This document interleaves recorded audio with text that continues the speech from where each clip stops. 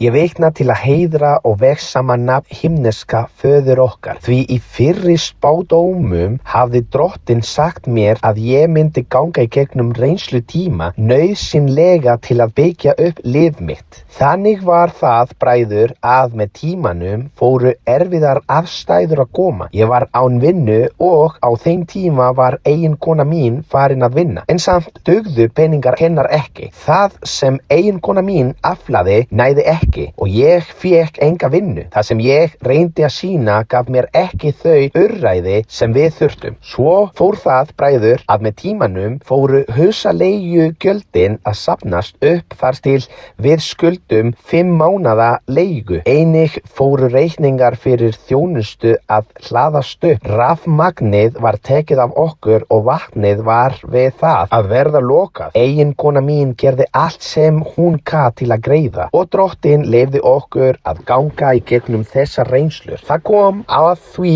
að ég var óhlýðin því þótt Drottinn sagði við mig, hafðu engar áhyggjur. Þá hafði ég áhyggjur. Ég man eftir degi þegar ég kraup á hné og sagði við Drottinn, sjáðu þessa stöðu sem við erum að ganga í gegnum. Þú hefur gert falleg loforð og ég hef heyrt dásamlegar vitnisburði mikilleg þinn. Ég á lifandi og máttugan Guð. Drottinn, ég líka hluti af kirkju þínni. Hvað munu fólkið segja? Hvað munu ættingjar eiginkonu mínar segja? Ég flutti Drottni mörg rök. Daginn eftir fór ég í kirkjuna. Venjulega fór ég á samkomur síðdegis, en þann daginn fann ég fyrir brennandi löngun til að mæta morguninn. Þetta var kennslu samkoma og á meðan ég hlustaði á orðið var hjarta mitt mjög snortið af aðstæðunum sem ég var í. Ég hafði einnig djúpa löngun til að heyra spádóm. Ég bað prestinn leyfi til að koma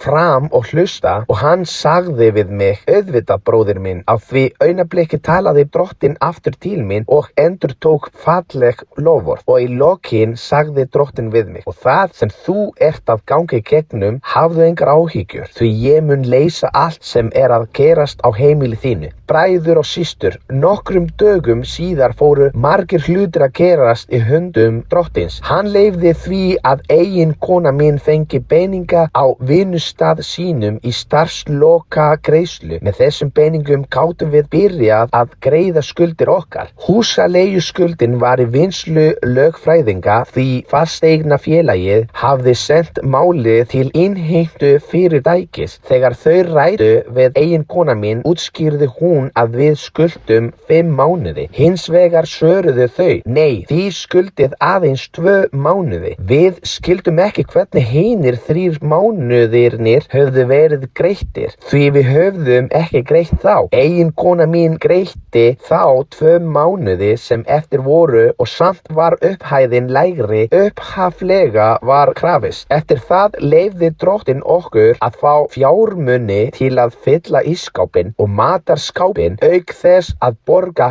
heimilisreikninga. Ég vegna þetta allt til að heiðra og vegsama nafn eilífa föður okkar.